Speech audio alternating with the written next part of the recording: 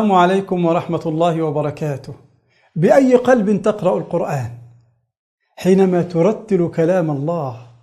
كيف تتأثر؟ كيف تتدبر؟ كيف تخشع؟ كيف تخضع؟ أولا أن تعلم أن القرآن ليس كلام بشر ولا كلام رسول ولا كلام ملك، إنما هو كلام الله، فعظم الله حينما تقرأ كلامه. ثانيا، هذا القرآن يزلزل الجبال، فتدبر حتى يزلزل قلبك إلى الإيمان والطاعة. لو أنزلنا هذا القرآن على جبل لرأيته خاشعا متصدعا من خشية الله، وتلك الأمثال نضربها للناس لعلهم يتفكرون. تفكر وقل: إذا كان القرآن لو نزل على جبل لتصدع القرآن وتشقق، فكيف إذا نزل على قلب المؤمن؟ لا بد أن يخشع وأن يخضع.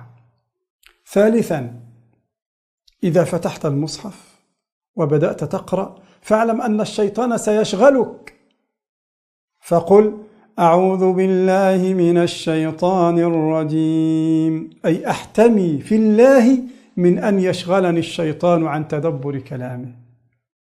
رابعا، إذا جاءتك آية فيها ذكر الجنة فاسأل الله الجنة واشتاق إليها، وكأنك تعيش مع الآيات في وسط الجنة. وإذا جاءتك آية وفيها ذكر النار فاستعذ بالله من النار، وكأنك ترى النار أمامك. وإذا جاءتك آية فيها تسبيح وتعظيم لله جل وعلا، سبح اسم ربك الأعلى، سبحان ربي الأعلى، سبح اسم ربك العظيم، سبحان ربي العظيم. وقالت اليهود يد الله مغلولة غلت أيديهم ولعنوا بما قالوا بل يداه مبسوطتان ينفق كيف يشاء.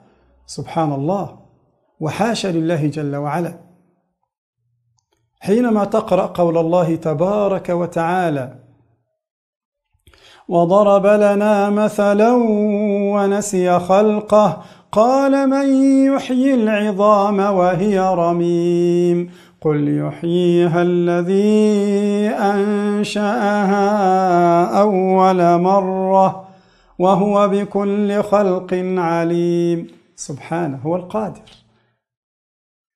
حاول أن تعيش مع القرآن بشعورك وإحساسك ووجدانك. أحد الصحابة يرتل ليلة القرآن فإذا بأشياء مثل القناديل من الضوء تقترب منه، فإذا بالفرس تجول فخاف على ابنه أن تطأه، فسكت أسيد بن الحضير فارتفعت، ثم قرأ فقربت ودنت هذه القناديل المضيئة تنزل من السماء وتقترب منه، فجالت الفرس فخاف على ابنه يحيى فسكت، فرفعت، فذهب إلى النبي صلى الله عليه وسلم وذكر له ما ذكر، قال: اقرأ ابن حضير فإن الملائكة دنت لصوتك بالقرآن. الله أكبر، الله أكبر. تصور وأنت تقرأ القرآن الملائكة تستمع إلى صوتك وتتدبر معك وتعظم ربك، حينها سيخشع قلبك بالقرآن. إلى اللقاء، والسلام عليكم ورحمة الله وبركاته.